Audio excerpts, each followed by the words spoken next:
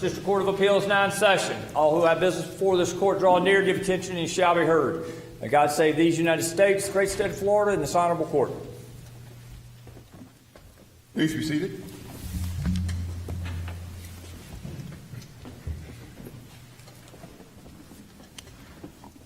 We have two cases on the docket scheduled for oral argument this afternoon. We will proceed in the order in which the cases are listed on the docket. Our first case is Misty Stabler versus Amy Spicer and George Wealth Spicer. You may approach counsel. We have allocated 20 minutes per side for the oral argument. Would you like to reserve some time for rebuttal? Yes, Madam Clerk, I'd like to confirm 8 minutes for rebuttal, please. You may proceed, counsel. Thank you, Your Honor. May it please the Court, my name is Ross Keene. I represent the appellant in this case, Misty Stabler.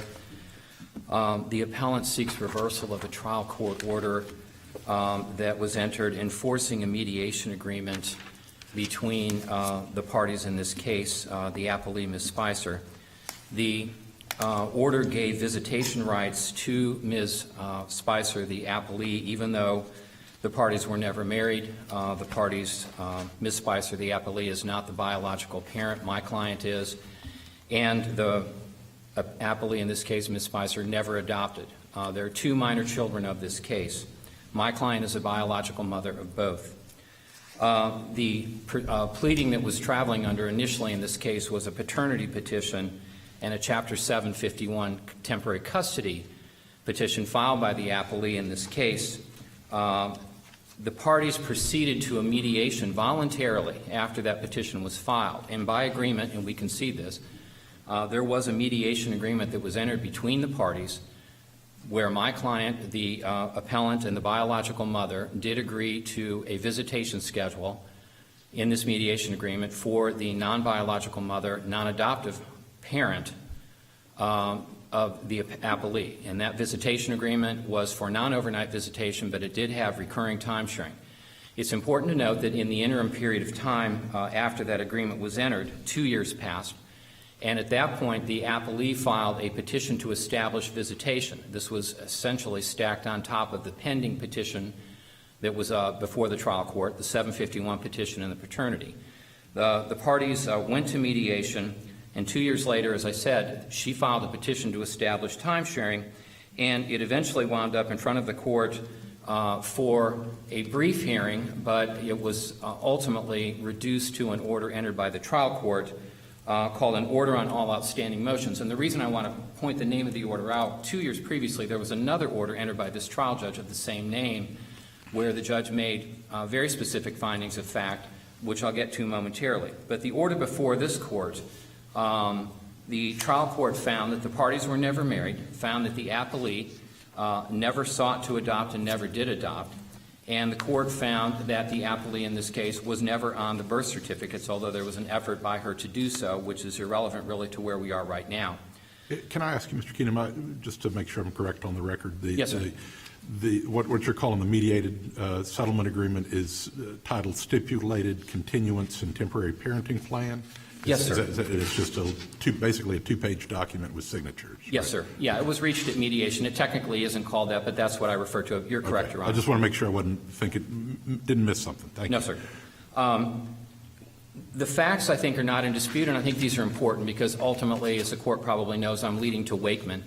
But there's no doubt in this case that the appellee provided financial support to my client, provided a home to her for a period of time. The parties had not only this agreement with respect to the mediation agreement for the time sharing, but they operated as a couple when they were together, a same-sex couple, for an extended period of time. The trial judge in the order stated that it did not intend to declare that the appellee was in fact the legal parent of either child because she's not the biological parent and they were never adopted, and I believe that Judge Goodman got that correct. Where the problem arises and why we're here today is that the mediation agreement or the time sharing schedule that the parties voluntarily entered into, the trial court found that, the quote, "I'm not finding parentage by estoppel," but that's exactly what it is, and the trial court said at a minimum it was going to enforce the time sharing provisions in the mediation agreement between the biological parent and the non-adoptive, non-biological parent. Now, it's important to note in the mediation agreement, and this is our second issue, which I think, depending on how the first one goes, the second one will shake out, but the mediation agreement only addressed one of the children. It did not address parenting or rights with respect to a second child. It was only the first one, and we believe that at a minimum, if this court upholds the trial court order, that the court should also find that, or nevertheless find, that the mediation agreement only applied to the one named child in that. Judge? Ms. Spicer seems to contend that Ms. Stabler's accepted many of the benefits of the mediated agreement, support and paying for glasses and iPads and things like that. She's taken the benefits of it. Why shouldn't she get the detriment of it? Because she has taken the benefits. I mean, I concede that. There's no doubt about that. The reason she should not be, and I guess I want to get to the point, the estoppel concept that was raised by the trial judge in this case, the court believed that it was dealing with an issue of first impression, and I would beg to differ because I think that there had been well-established findings in Wakeman v. Dixon, this court's case in 2006, where the same facts basically applied. There was an acceptance of financial provision from the party in that case. They had a parenting agreement. In fact, I think in that case there may have even been additional agreement with respect to sperm donation. There were the benefits of a time-sharing agreement, long-standing relationship, the de facto parent, if you will, where the parties in that case had, I think, a 5-year relationship with one of the children, this is Wakeman, and then a 3-year relationship with the other child.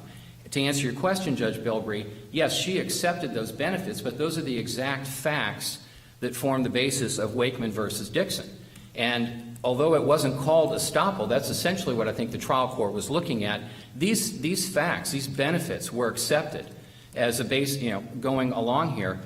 They didn't call it estoppel in Wakeman, but that's essentially what the argument in that case was, that she should be precluded or barred from objecting to the written parenting agreement, in part because it was a written agreement, but also because she'd accepted financial benefits along the way. Wakeman rejected that. I mean, Wakeman is 2006, but it's the same facts we have here. It's a same-sex relationship. Well, you keep saying, and both sides have made a lot of the same-sex relationship. Things have changed for same-sex people since Wakeman. The DCF XXG or whatever it was allows same-sex adoption. Yes. Obergefell allows same-sex marriage. Yes. So why does the same-sex couple matter? I mean, if Ms. Spicer was male but not a biological parent and not married, would she have more rights than she does now? Judge Bilbrey, I've been waiting for that question. The same-sex nature of this relationship is irrelevant. Okay, well, both of y'all have made a lot of it, so. Well, I raise those cases, and I make that point because if you look at Wakeman versus Dixon, Russell versus Pasek over in the second, Springer in the second, we have other cases that have come out recently. I point out the same-sex cases and led with those because those facts parallel ours. But if you look also at La Maritata in the second DCA in 2002, that case also dealt with non-same-sex. It was a man and a woman. And what it comes down to is, quite simply, is that unless there is an adoption in a scenario like this, I don't care if it's a same-sex relationship or if it's a heterosexual relationship, adoption is the key. And it never occurred here. And as a result of that, there really is, there's no subject matter jurisdiction, in my opinion, that the trial court should have accepted. And with respect to the estoppel, to get back to that issue just momentarily, if you look at kind of technical pleading requirements in the traditional concept of estoppel, it's a defense. It wasn't pled, it wasn't raised as a defense, and it wasn't raised by motion. It was raised sua sponte by the trial judge as an issue, which I believe runs counter to this court's case. I think it's Cox versus Holder. It's an old case. It's 1977. But Cox-Holder says that a judge can't sua sponte raise estoppel as a basis for denying or granting relief in a trial court. So to answer your question, Judge Bilbrey, I don't believe that the nature of the relationship, the sexual orientation of the parties, if you will, matters at all. But the case on this, Wakeman versus Dixon, is on all fours. Obergefell, I think, more than anything on this, and the court referenced that, I think that we need to go back and look at that because as of 2015, not only could, sex relationships, same-sex relationships, were recognized, but as the court noted, adoptive rights then emerged as well. And that has always been and always was available in this case to the appellant, or strike that, to the appellee and the appellant. But the appellee never adopted in this case, and I believe that in that situation, that's the critical factor here. If you compare this to a male, let's say a heterosexual relationship, because I think the appellee made a point of this that, and I'm sure we'll hear about it on the cross-appeal context, that a woman, two women in a relationship are getting short-shrifted in comparison to the rights that are available to a woman and a man in a non-marital situation where there's not an adoption. And I would disagree on that, because the rights, the male would have the right to a paternity action, which is what the appellee filed here. And obviously that couldn't work, but the right to adoption is available to them also. That's still a remedy that's available to men in this case. If the adoption never occurred, I don't care if it's by sperm donation or if the parties recognize that the male was, a party to the child, unless they adopt or unless the paternity action establishes that parentage, they're still out also. Sperm donors, there's a long line of cases where sperm donation alone, without adoption or without a paternity finding, cannot establish the basis for recognizable parental rights to a non-parent. And I believe that's where we are. Can I ask you, how do you respond to Ms. Spicer's contention that Ms. Stabler's privacy rights are overridden by the prospect of harm to the children? I would disagree with that. I think that, first of all, Wakeman v. Dixon in this court, I believe that they rejected that notion. And I think that if you look at Russell Pasek in the second, rejected the concept that the privacy rights were waived. I think I could go through and lay all the cases out, Judge Belbury, as to why that is. But those cases specifically found that there was no waiver of a privacy right by the parent. Okay, and I know that there's an issue here as well, what rights do the children have, and I can address that if the court wants to. I'm sure we'll hear that again when appellee gets up. But the privacy rights, that right is absolute. And in fact, it's one of the longest standing rights. I mean, it's not absolute. There's termination of parental rights. I did a lot of them back in the day, but I mean, it's absolute.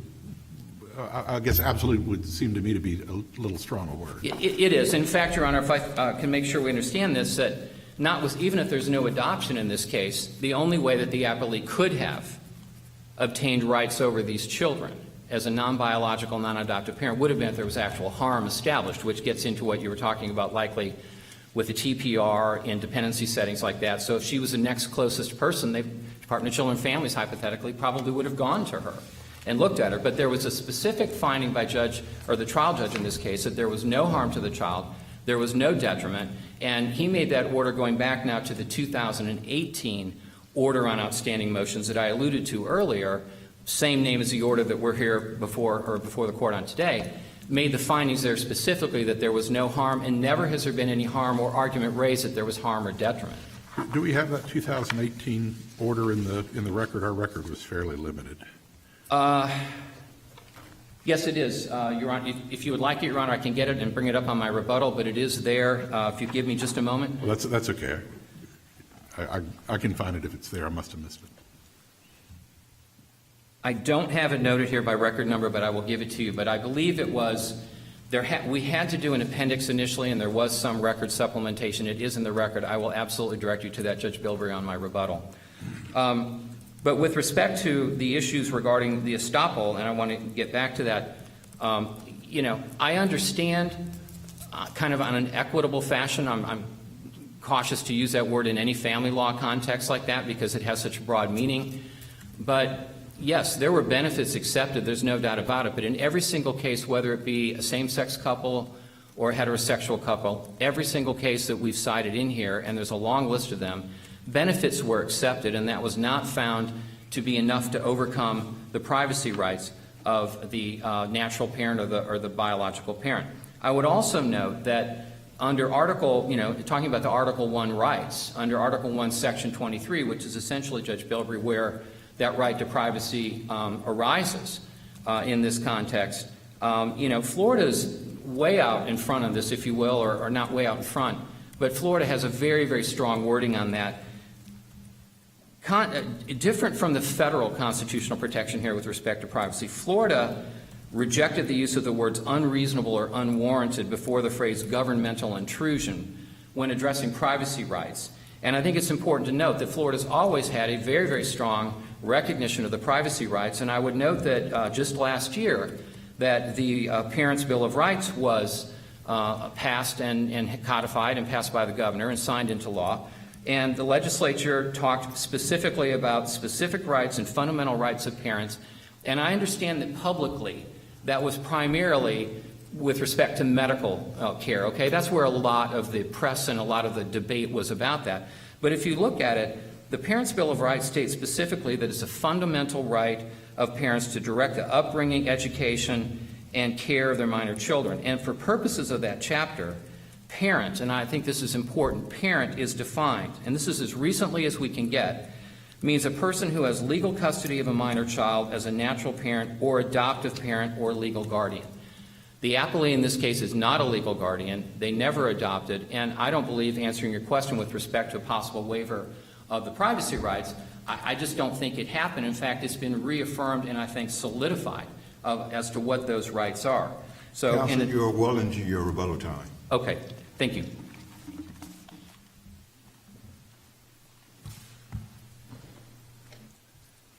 Counsel, since this case involves a cross appeal, would you like to reserve some time for rebuttal? Yes, Your Honor, I'd like to reserve 4 minutes.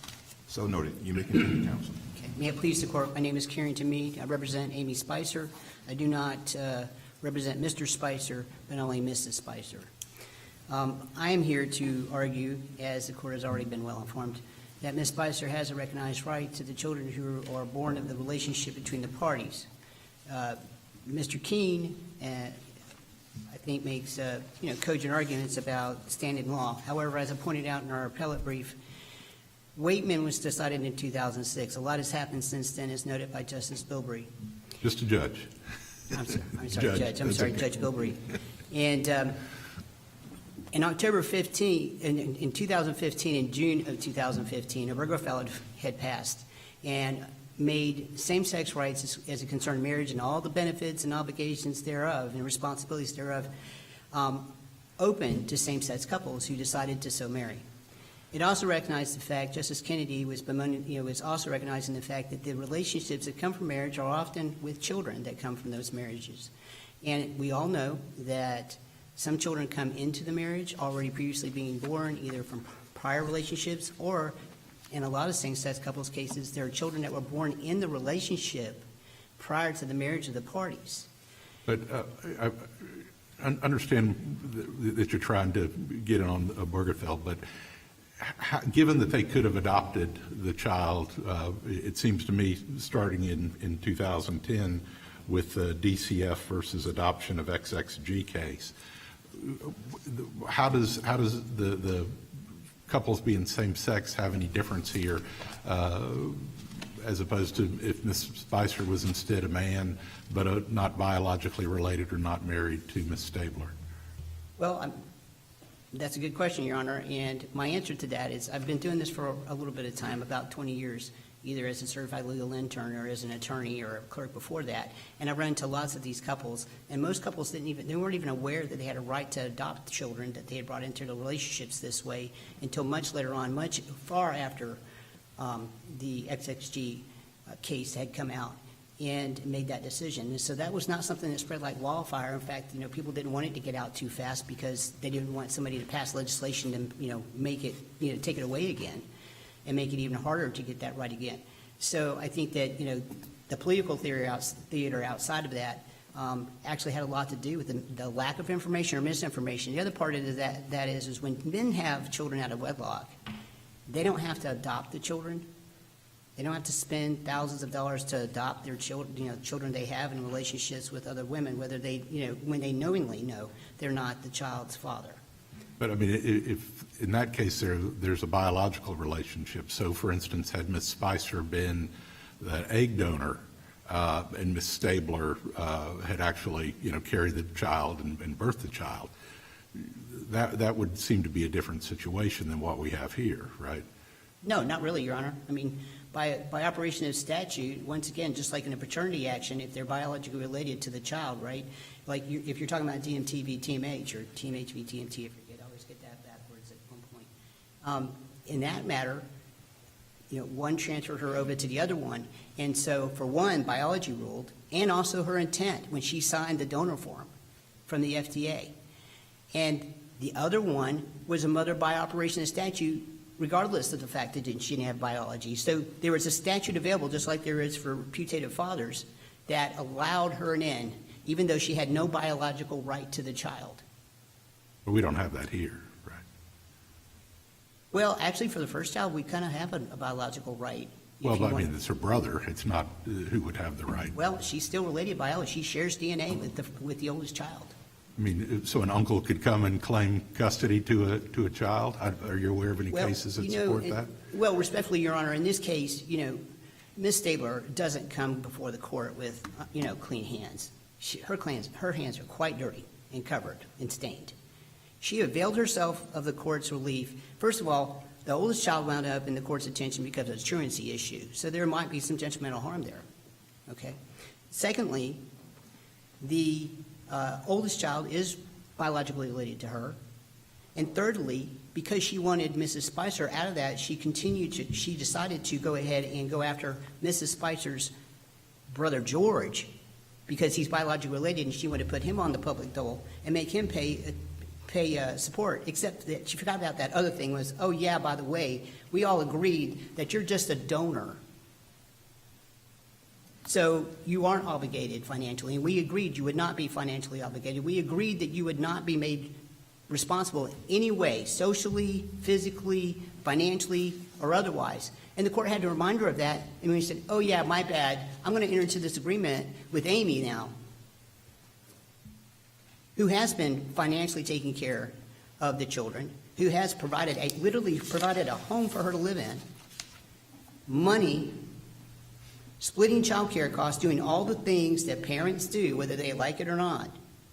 She's willing to sign up for when he's 14 and says, you know what, can I just watch this commercial, or can I watch this show before I take out the trash? And then he forgets about that, and you say, hey, you said you take out the trash. He's like, yeah, but I don't want to. She signed up for all of that. So she can't have it both ways. She is stopped.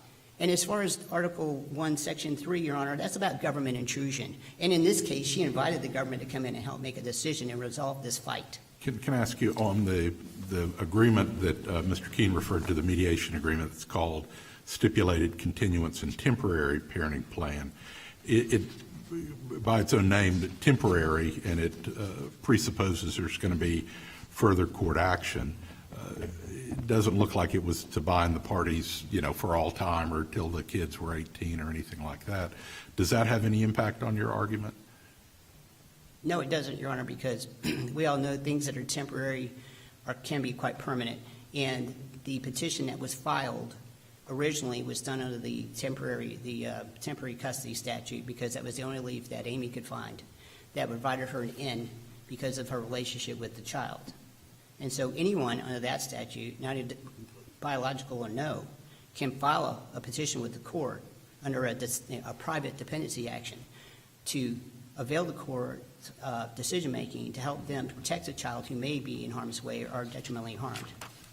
Are you saying there was a private dependency under Chapter 39, or are you talking about the 751 temporary custody by a member of an extended family? 751, Your Honor. So there wasn't a private dependency action? No, it wasn't, yeah. I mean, okay. I guess I'm just using a colloquialism that's shared within my. Sure, I understand. I'm not trying to trip you up. practice. There's a number of cases here that Judge Goodman references. I'm just trying to make sure, like I was with Mr. Keene, that I didn't miss something. Okay, no, I understand, Your Honor. Thank you. So in that case, she availed herself of the available statutes as close as she could get, which is why oftentimes when I'm disputing these for my clients, I do a petition for declaratory relief, because there are statutes that kind of apply but not directly. And that's our argument in this, appellate brief. We have lots of things that look kind of like the other but aren't quite the same, right? And so they don't operate the same way. Gay men have children, And they're always recognized, they're not going to come before you because the only way to get a child there is to contract with somebody as a surrogate, get an egg donor so there's no biological relationship with the surrogate, so that she can't supersede that, because surrogates have a 3-day hold on their decision-making. They don't have to, they can make an argument at any point she's biologically related to the child, right? To make the argument she might want to keep the child because it's her egg and this child resulted from it. So they have to go and shop, if they're smart about it, and get a different egg donor to have that egg implanted in to the surrogate, right? And then incubate that child and just, have this as a gestational mother. And that's how they keep this fight from happening. So you're hardly ever going to see two gay men in front of you making this argument. Lesbians or same-sex couples that are female, on the other hand, don't have to go through all of that because at least one of them has the ability to gestate a child on their own. So they can either donate their own genetic material, go find it from someone else who's known or unknown, and they make these children literally at home with no governmental assistance. And they don't wind up, everything's fine as long as everybody's getting along, but I'm sure you've seen a plethora of domestic arguments before you about the rights of children, the rights to property, the rights to equitable distributions of property between parties, and the rights of their children that result from these relationships that people have or don't have. And some of them are derived out of paternity arguments, and some of them are derived out of temporary custody arguments, which are quite, temporary relative custody can be quite permanent.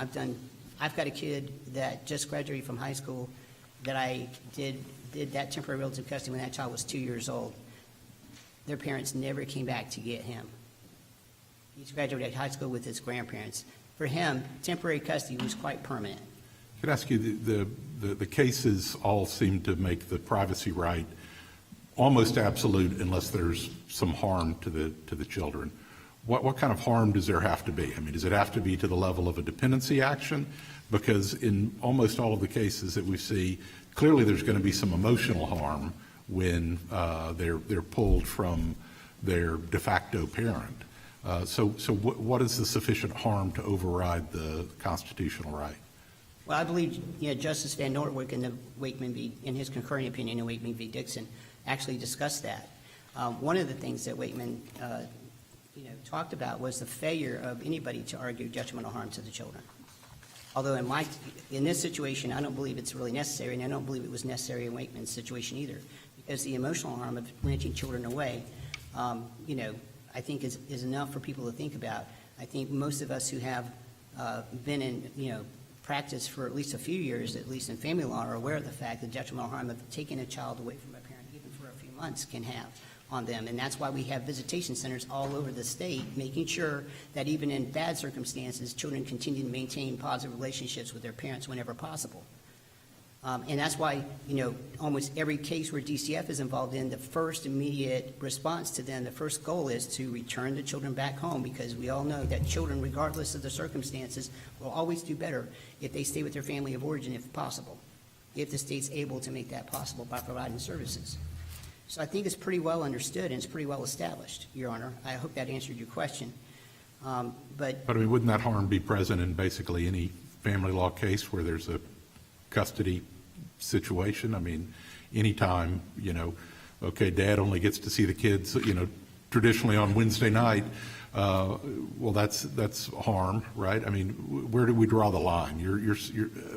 Or by your rule, it seems like you're asking us to overrule all of the privacy cases and say at any time a kid is wrenched from a de facto parent, there's always going to be harm.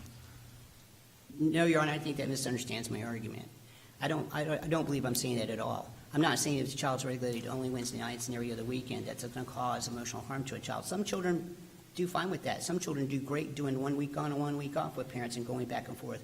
I have families of all sorts doing all kinds of different plans because it works for their children. They modify them to work, around the children's needs.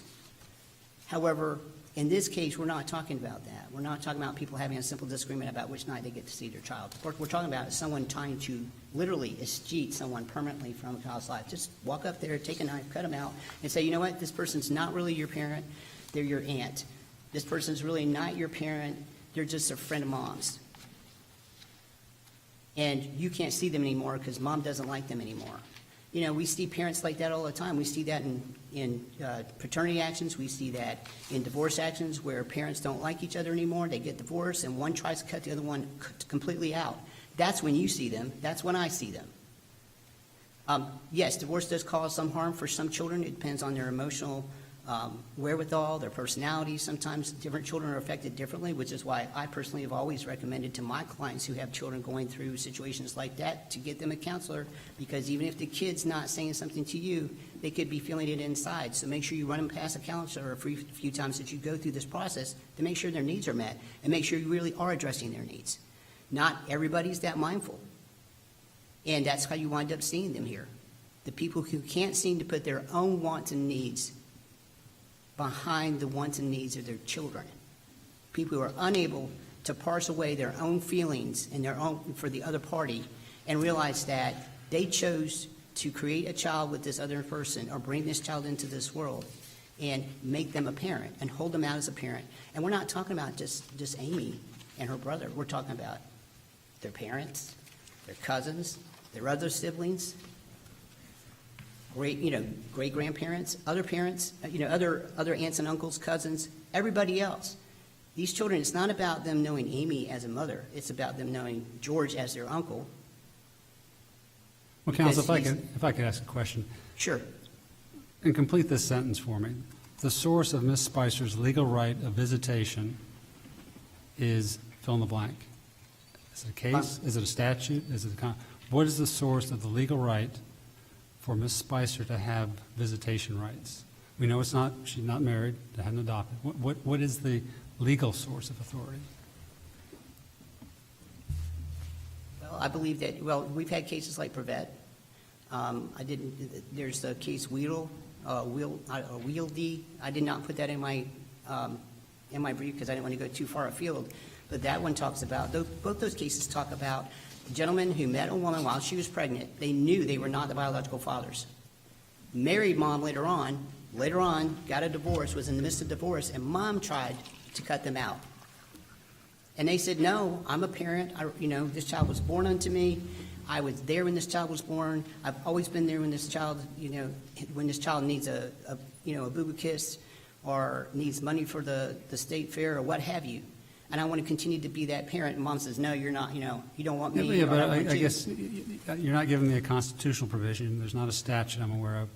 Maybe there's some case law that says something that makes infer there's some right. But I'm really struggling because what is the source of the legal right? Are you asking us to create one? I'm not really asking you to create one, Your Honor. I believe that under under the Due Process Clause and under the Equal Protection Act of the federal Constitution and the Florida Constitution, that these two ladies should be treated just like everybody else is. But if Spicer was male, how would this be any different? If a couple cohabitating, male and female, got together and said, hey, let's have a kid, one of the parties is biologically unable to do that, but so they get a donator, either egg or sperm, one of the two. The one party is biologically related. There's not an adoption. I mean, it doesn't seem like an equal protection thing. This could happen just as equally to opposite sex parties as same sex parties. Well, I disagree, Your Honor. I mean, it's not likely to happen that way. I mean, it's not as likely as it is with same-sex couples, I understand. But I think the result should be the same because there's an agreement between the parties. And these agreements don't have to be in writing, and they don't have to be between people of opposite sex. DNTV Team H said that. Yeah, but you can't contract away your visitation rights with your child, can you? Can I enter an agreement and say I'm going to allow some third party to have visitation rights with my child, and if there's no relationship there, like a nanny or an au pair, and it can be enforced by a court, well, yes, you will force the child to go see this person. I don't think that's a fair comparison, Your Honor. In that case, we're talking about cases where we have paramours or grandparents who want to see children. They're not signing on for all the responsibilities, and they weren't involved in the decision-making as it concerned the creation of this child and bringing the child into this world and parenting this child. I mean, we're talking about here. They're not having baby showers with grandma saying, oh, we're expecting a baby. I guess maybe I thought you were painting a picture of a contractual type relationship. They agreed to it.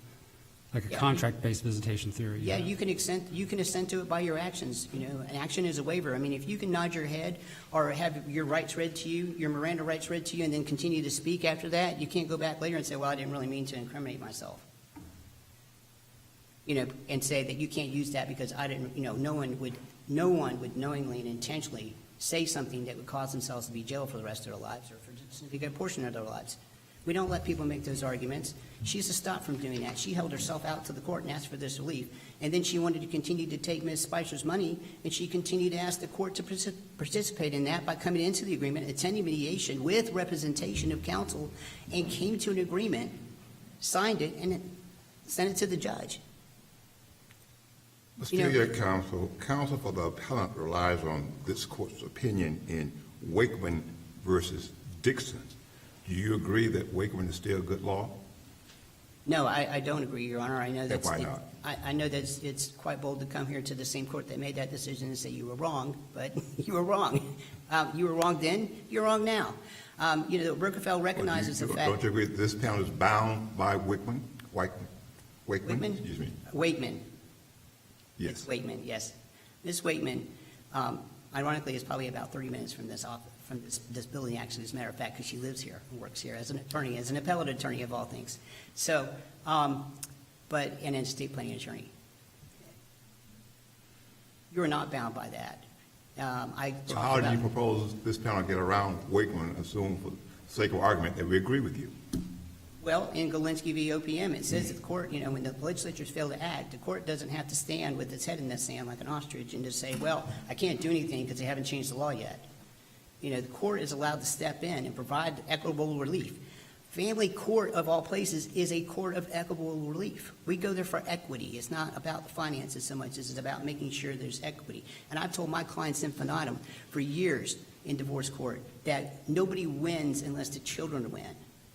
There's no winning and losing. If your husband or your soon-to-be ex is winning, that means somebody's losing, and most certainly your children are losing. You've used up all of your time, counsel. However, I will add an additional 2 minutes for your rebuttal time. Thank you, Your Honor. And I will also add an additional 2 minutes for counsel for the appellant's rebuttal time.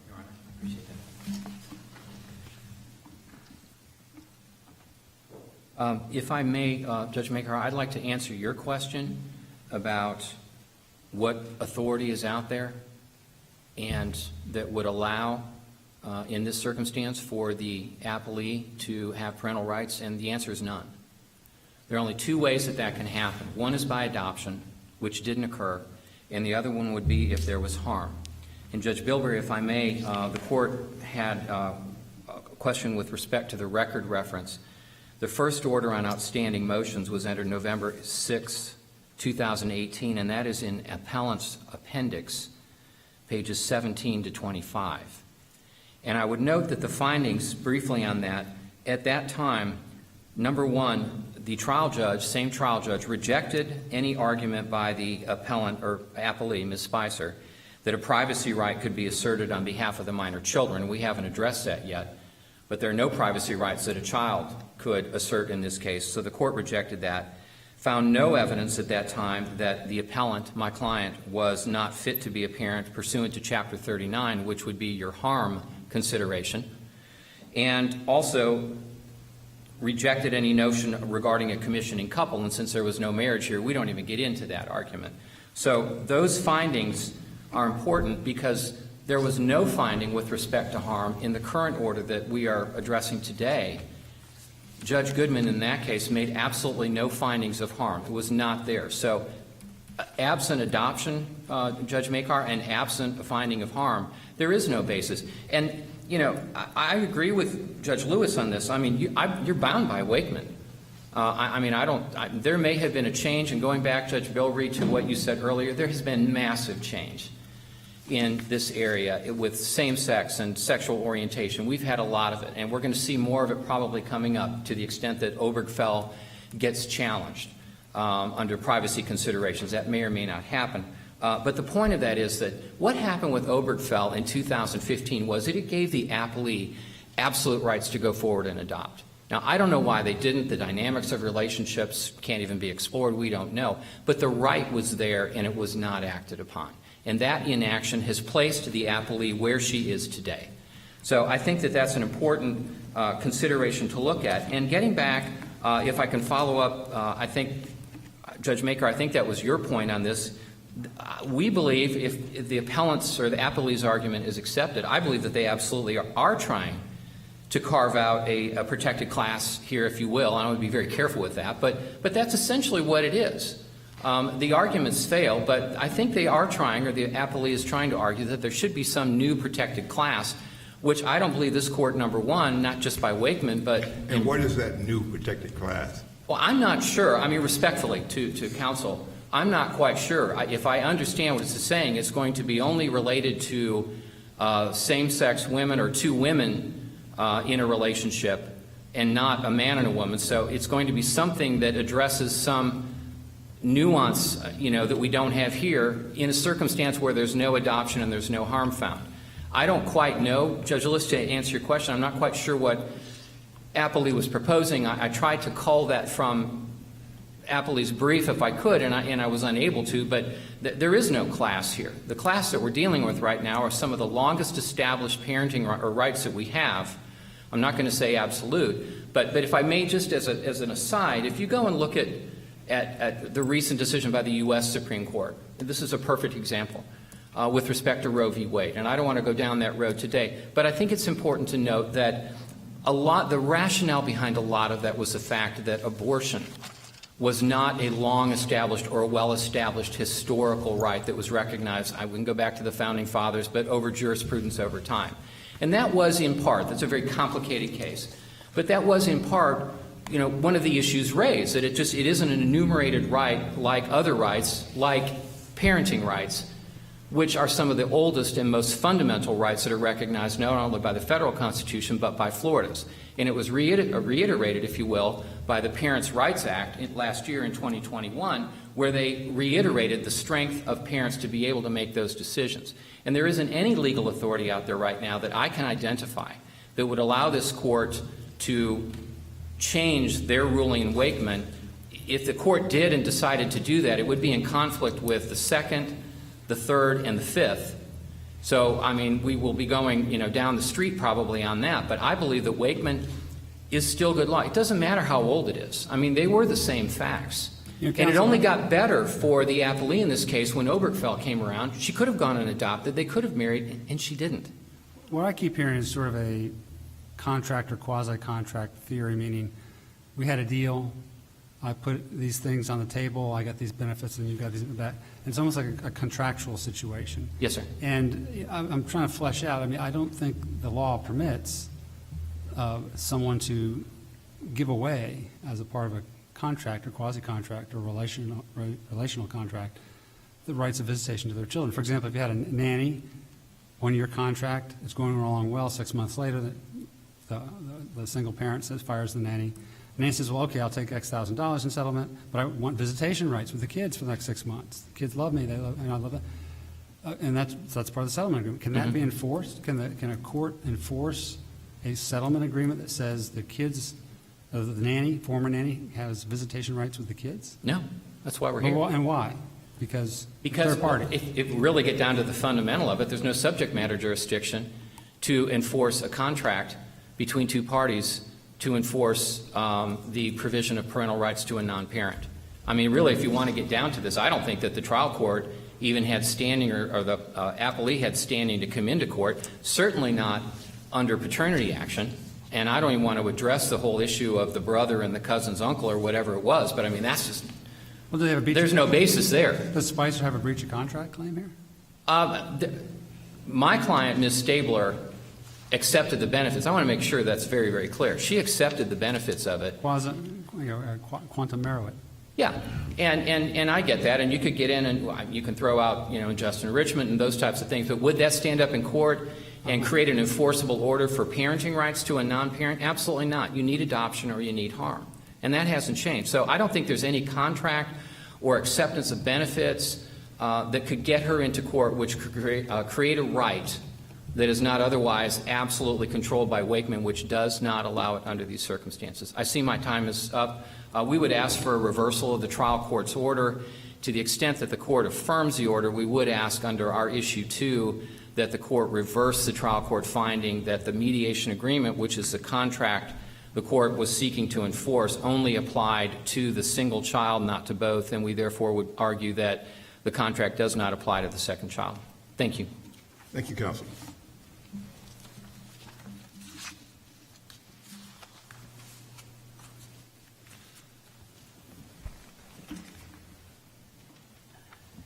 Your Honors, I think that there's one thing I want to make clear. In Simmons v. Perkins, Justice Parente stated that the financial benefits of a putative father are of interest to a child, and therefore the inability to provide that can and could cause harm to a child. So she was suggesting that there could be some harm to a child by not having a financial benefit of another parent.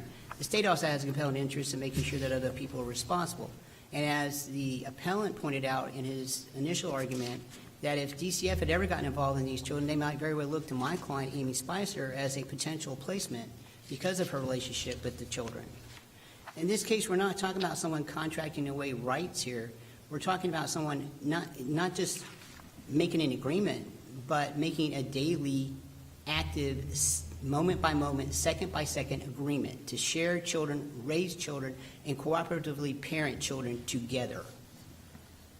Amy is not someone who just kind of happened in on the situation to someone who was pregnant at the time. They intentionally sought out her brother so that he could help her so he could help his sister make a family with Misty. So far beyond that, far before this child became a twinkle in anybody's eye,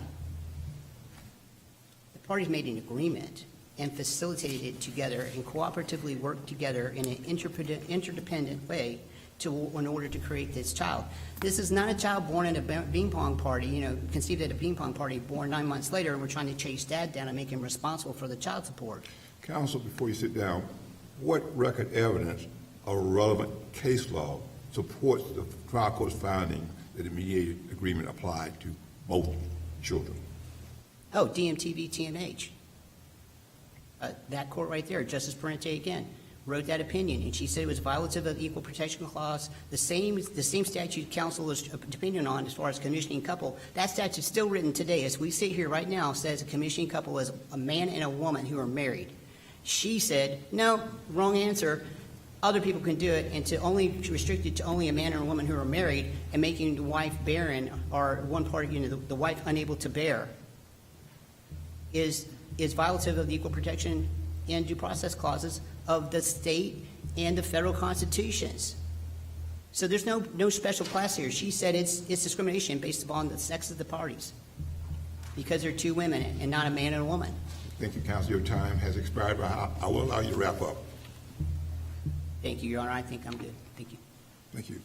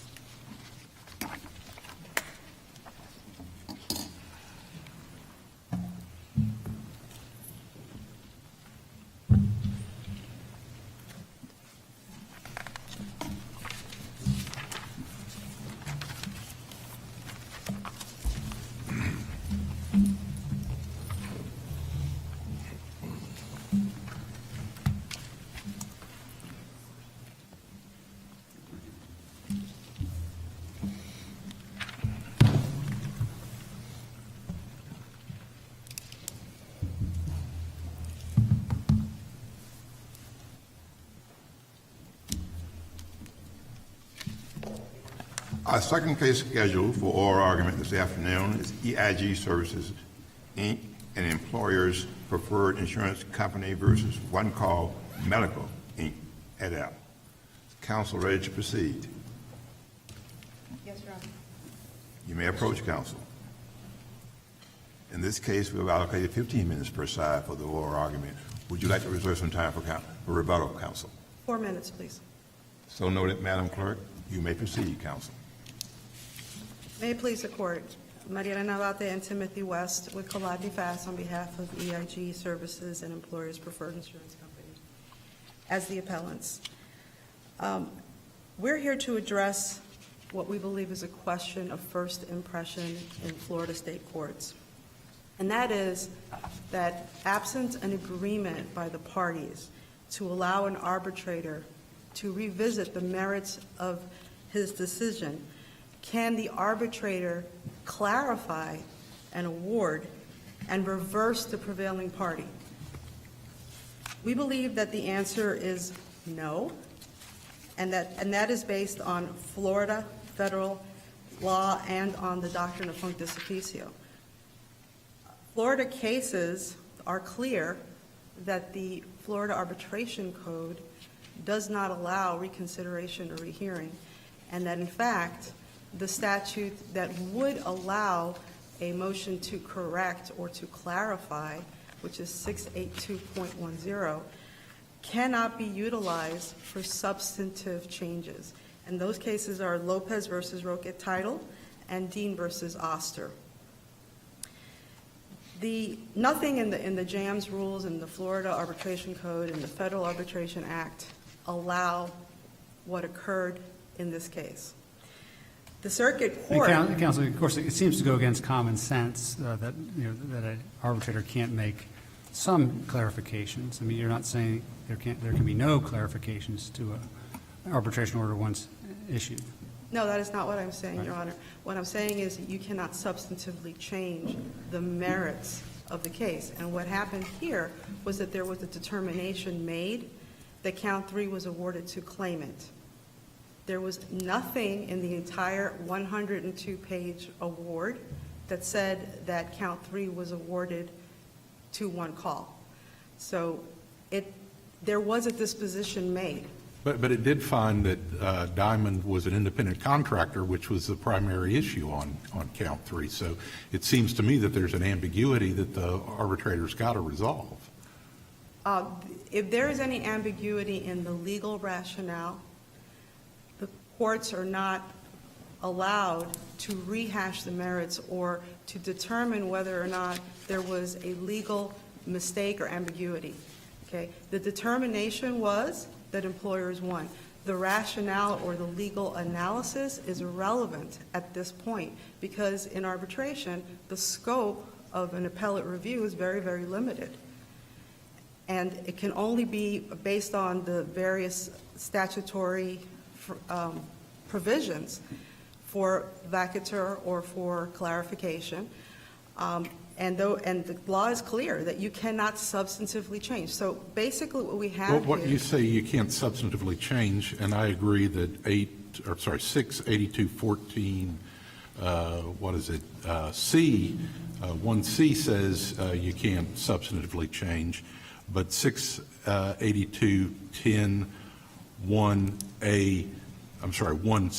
does look like, to clarify, there's no limit on the clarifying if you needed to substantively change. you are correct that the statute does not have those words after clarification. However, if that statute is interpreted in that fashion, then the exception swallows the rule, and arbitration doesn't ever have to be final.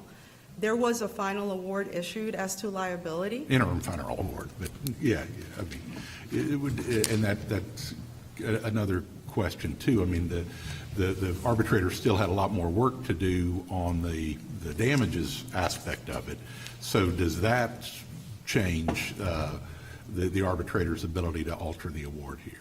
No, Your Honor, because the parties agreed that the award, in their bifurcation agreement that was noted in footnote 1 of the original award, the parties agreed that the award was final. And in fact, within the order itself, and give me a moment, I'm looking for the appropriate quote.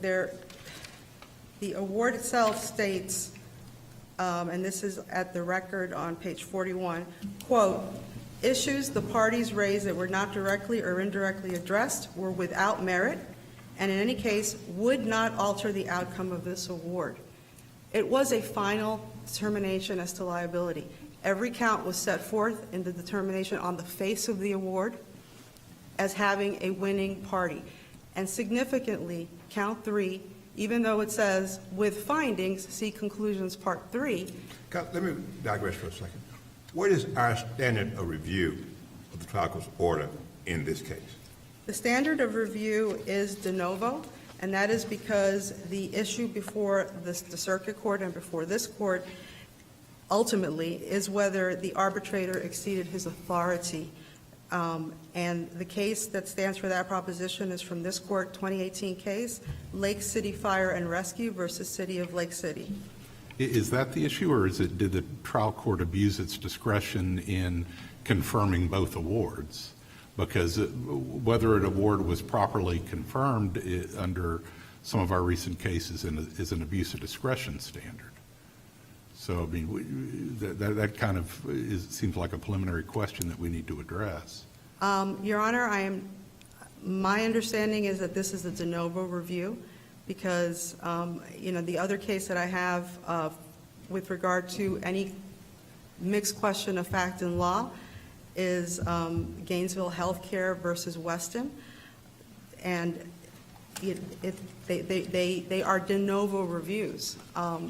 The circuit court judge erred by making specific findings that there were substantive changes, and I'd like to point those out for a moment.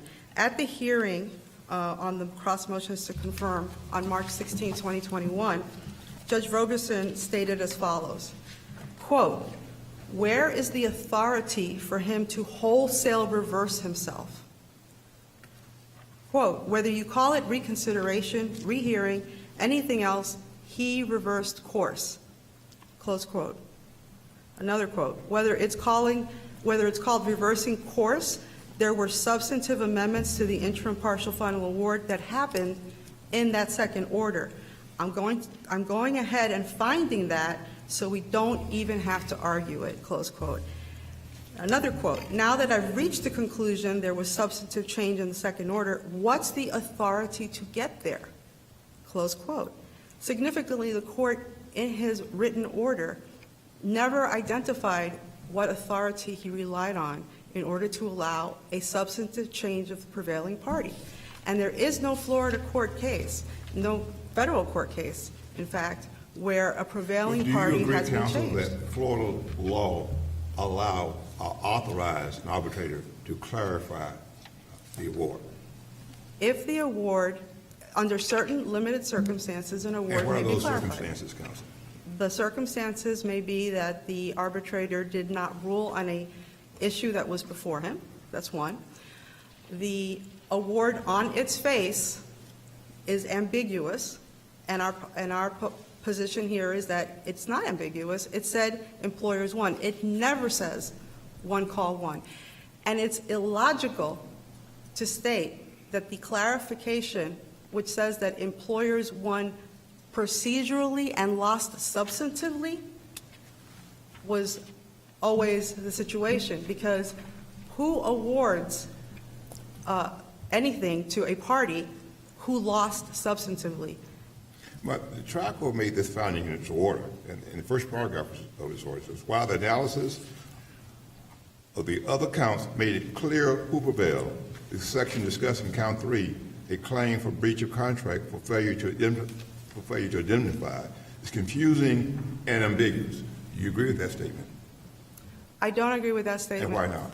Because I believe, and we set it forth in our brief, that there were numerous findings that would show that employers won. The last part of the conclusion section in the award starts off with the language contrary to the arguments, and it goes on to show that employers, that one call, had duties that were greater than a tour operator, and that's how it ends. Okay, that's how it ends. The trial Again, court noted in the nowhere. following sentence, a summary at the end of the IPFA suggests, however, the petitioners prevailed on count 3. Do you read those two statements as being in conflict with each other? No, Your Honor, and again, it's because this court and the circuit court should not be getting into the, how the sausage was made, if you will. It's the conclusion, the determination on the face of the award that is what is relevant here, and that can't be changed, because to do so would allow an arbitrator to just go back and say, I'm clarifying.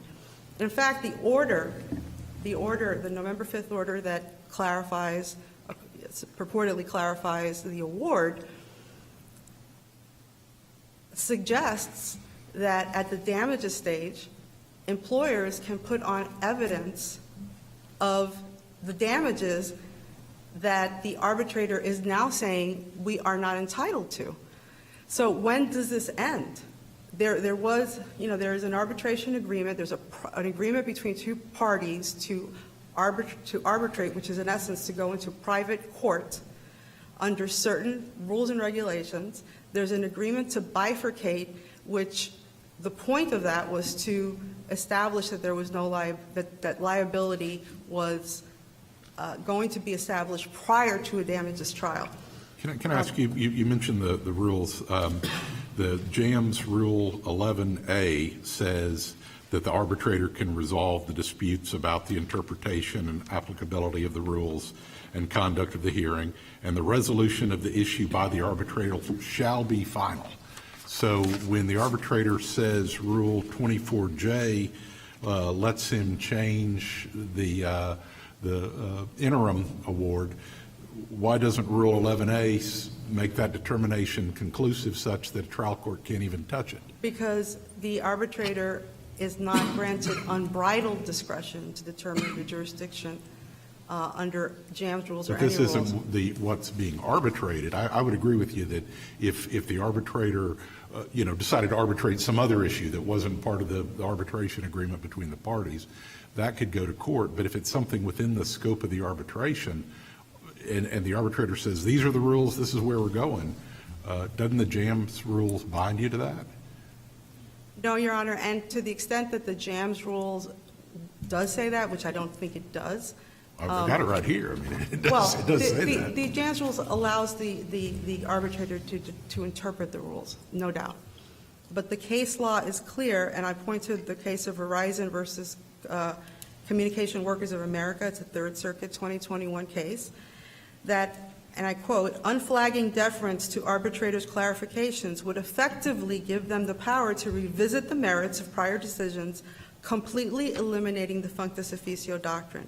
Where an arbitrator has actually decided an issue but the ruling is ambiguous, we defer to the arbitrator's post hoc interpretation of his award only if it is a rational clarification of the ambiguity. Otherwise, the arbitrator is reversing the award, not clarifying it. And here, it's not a rational description to say this is clarification. He added 700 words. He deleted numerous words. There are cases that say that just sticking in the word "not" is not allowed, okay, because it changes the meaning of something. Can I ask you, and I know we're into your rebuttal time, maybe Judge Lewis will be generous, but the functus officio, and I'm sure I'm butchering the pronunciation, to my knowledge, no Florida case has ever adopted that. Is that correct? There is no Florida case that speaks directly to the doctrine of functus officio. Our position is that I'm sorry, go ahead. our position is that the revised Florida Arbitration Code embodies the doctrine, as do the JAMS rules, and to the extent that the Florida Arbitration Code is in conflict with the Federal Arbitration Act, then we go to federal law, and that is. How does the Florida Code and the provision for clarification violate federal law? If this court were to interpret that 682.10C allows for unbridled discretion for clarification of anything that an arbitrator ever does, that would conflict with the doctrine of functus officio. I know I've gone over time, so Counsel, I will extend your rebuttal time by an additional 2 minutes, and I will extend counsel for that police time by an additional 2 minutes. thank you.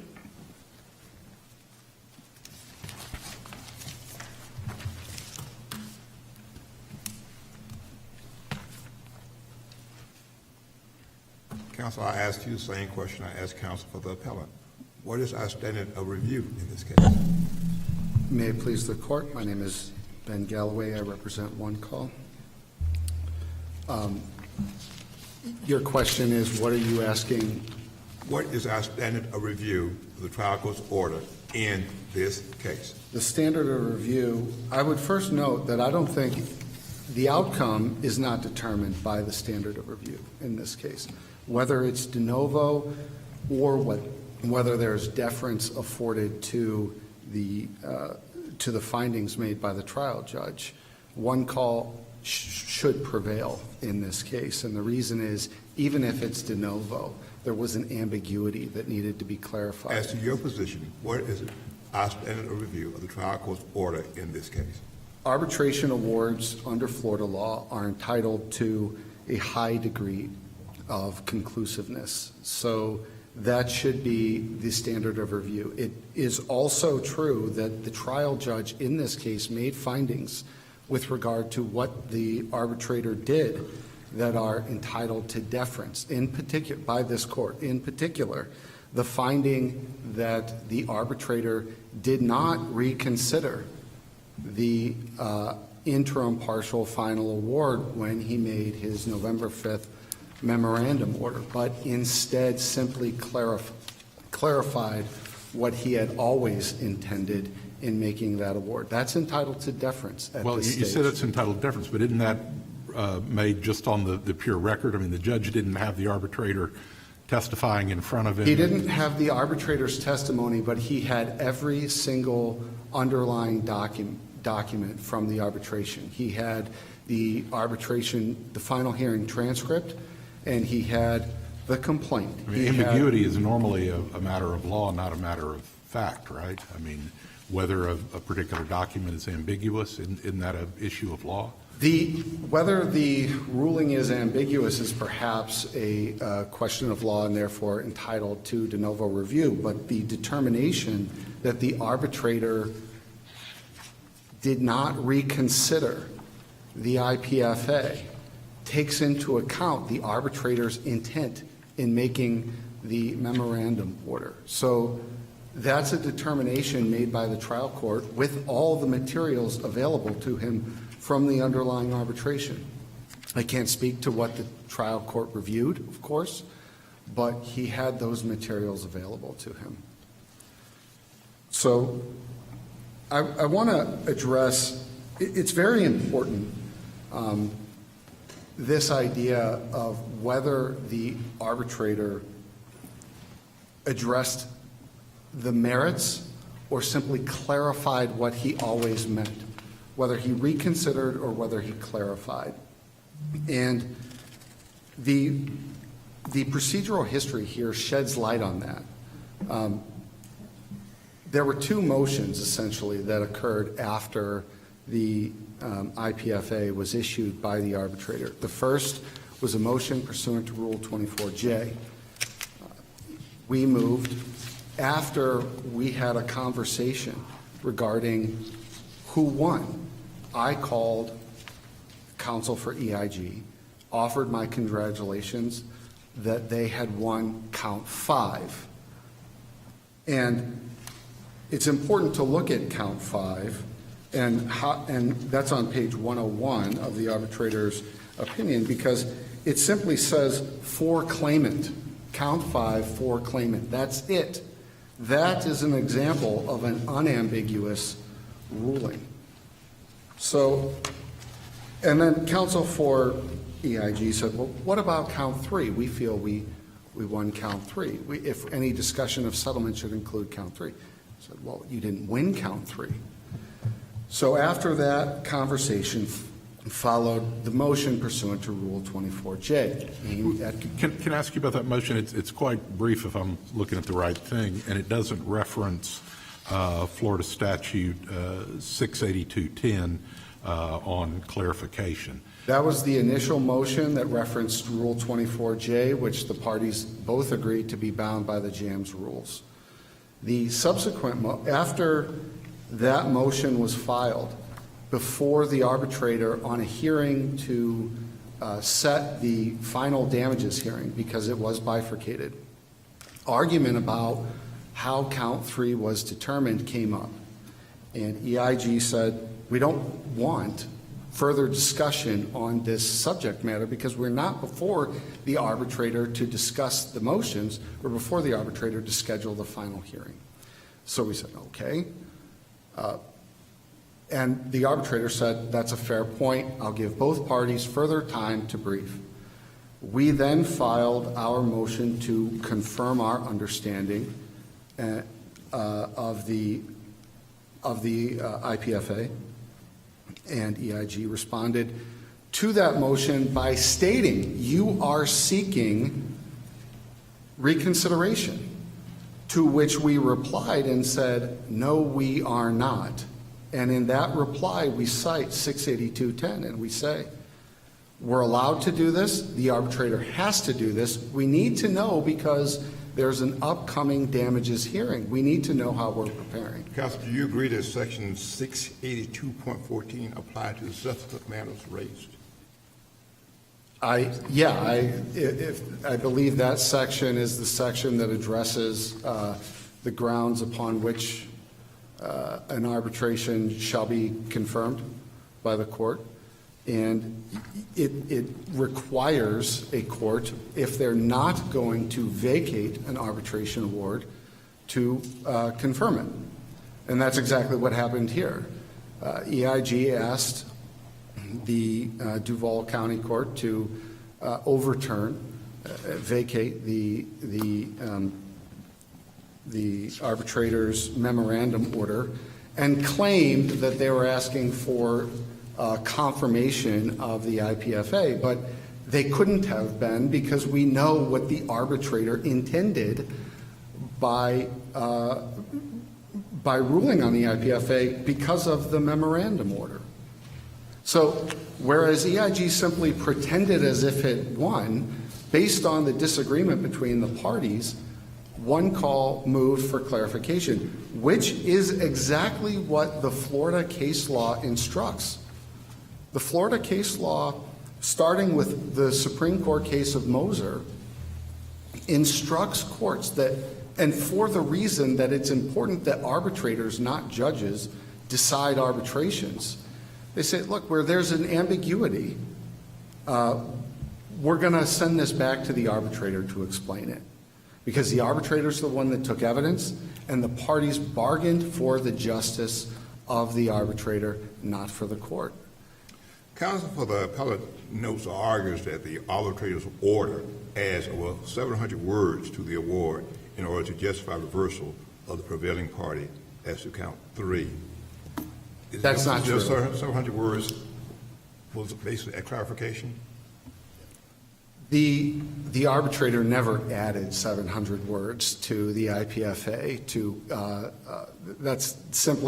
That's a persuasive tactic employed by EIG. He did not. Based on the motions submitted by the parties and the amount of briefing, and because specifically EIG challenged the arbitrator's ability to clarify his award, the arbitrator was forced to produce an opinion that addressed the grounds that EIG raised, saying, you know, here's why I'm allowed to clarify this award, and EIG also argued a bunch of different grounds that they felt justified an award in their favor. And in hindsight, it seems kind of silly because the arbitrator always knew how the arbitrator ruled.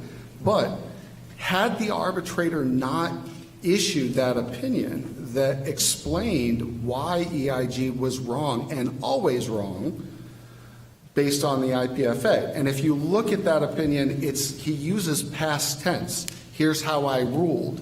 Not here's what I'm saying now, but here's what I ruled. If he hadn't done that, it would open the arbitrator up to the very attack that EIG is now making. If he simply issued an order saying, no, one call always won, they would stand up here and say, well, this is clearly, a substantive change.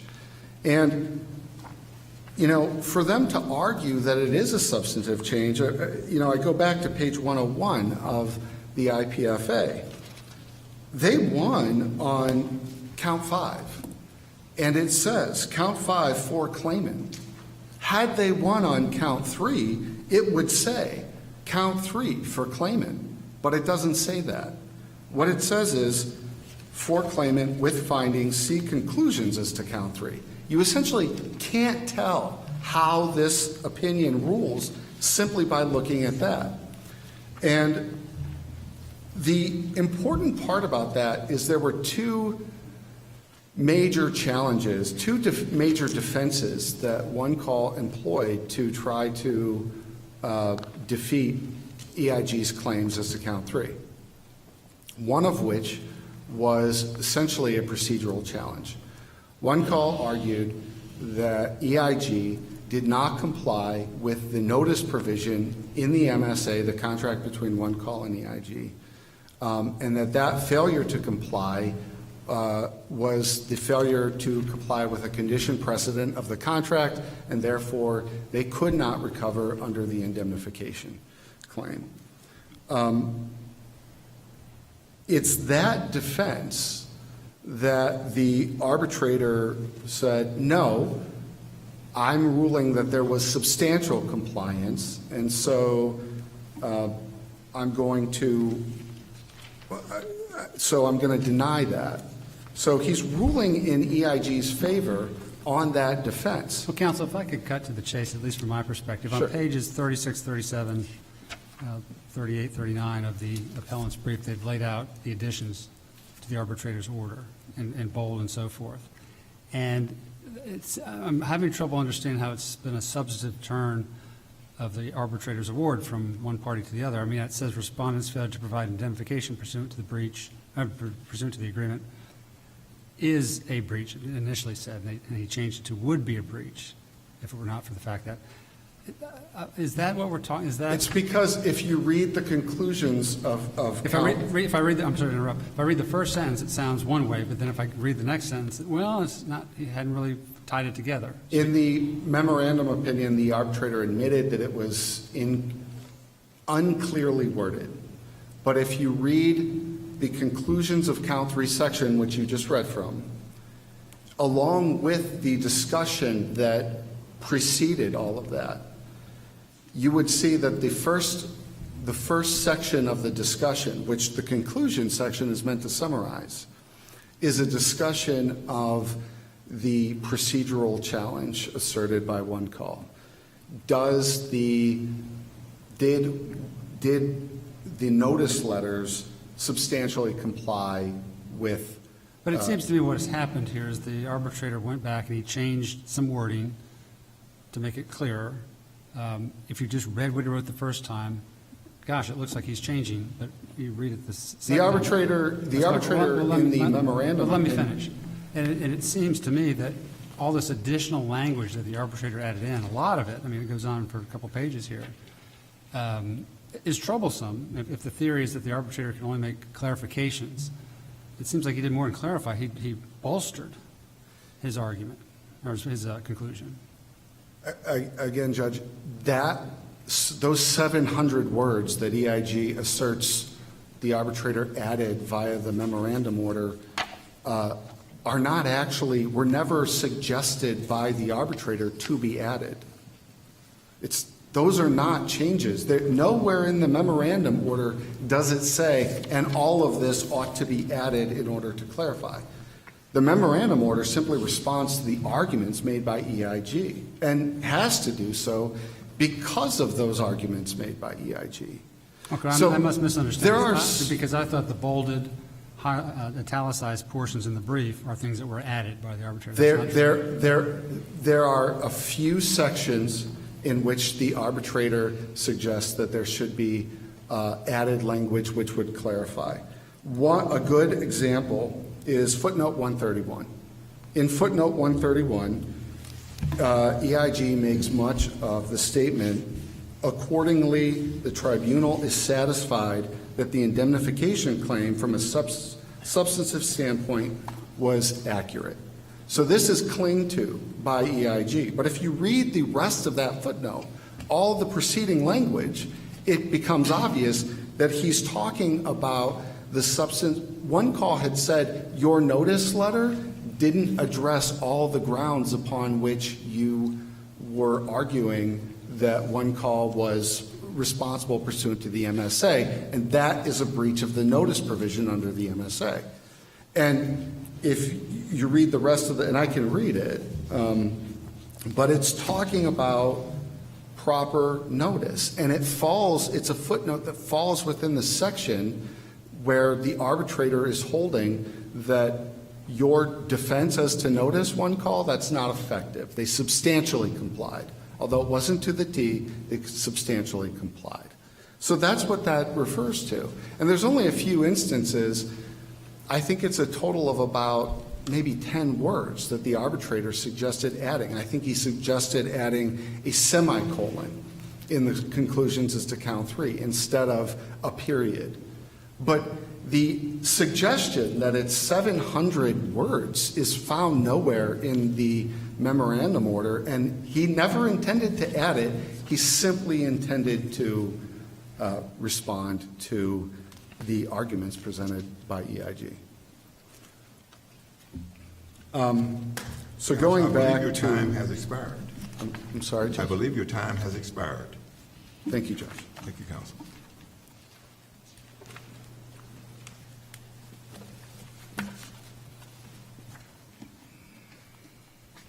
First, I'd like to point out that at no time did employers ask for further briefing or anything of that nature. We objected from the moment that the first 24J motion was filed, saying that what was being requested, which was to confirm if the award was final and written as intended, was an inappropriate use of Rule 24J, which is meant to correct scrivener's errors, computational errors, and other similar errors. Just so I understand your position, where the first order said respondents failure to provide indemnification pursuant to the agreement is a breach of the MSA. That's what you're focusing on.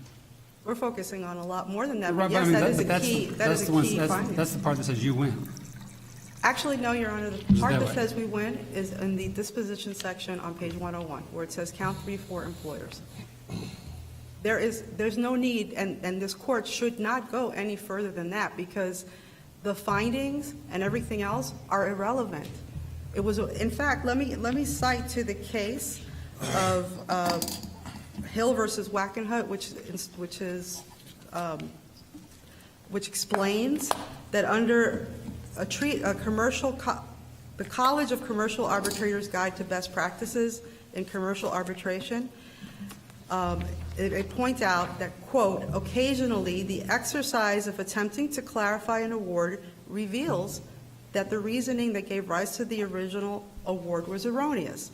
In such a circumstance, arbitrators must avoid the impulse to correct the substantive error in the original award and must recognize that their original determination is final and that they are without power to correct it. Point being, if he meant to award this to one call, he had to change one word. That's it. In the disposition section. That's all he had to do. But he's trying to avoid saying that he made a mistake and trying to claim that he always intended to award this to one call. There are substantive findings throughout that award that are pointed out in our brief that would support an award to employers. Okay? But we can't go there. This court can't go there. That's not the point of the exercise today. Okay? It is to see whether or not the arbitrator substantively reversed course and if such a reversal is allowed under Florida law. And our position is quite that it can't be, because it would vitiate the public policy behind going to arbitration. Parties contract to go to arbitration to have final and expedient awards. And we had not only the agreement to arbitrate, but the agreement to bifurcate and determine liability before damages were determined. So, counsel, it is your position that the change in the interim award conclusion was a substantive change? The changes in the second award were substantive, yes. Thank you. Yeah, and we would ask. And I believe your time has expired as well, counsel. Thank you, Your Honor. I would just state that we would ask the court to vacate the November 5th order as being unauthorized. Thank you. And thank you, counsels, for your respectful oral arguments this afternoon. We stand adjourned. All rise.